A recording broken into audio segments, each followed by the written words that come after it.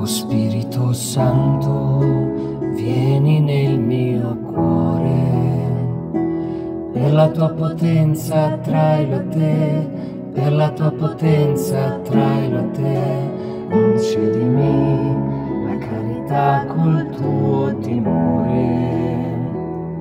Liberami da ogni mal pensiero, liberami da ogni mal pensiero, riscaldami e infiammami del tuo dolcissimo amore, sì che ogni pena sembrerà leggera, Santo mio Padre e dolce mio Signore.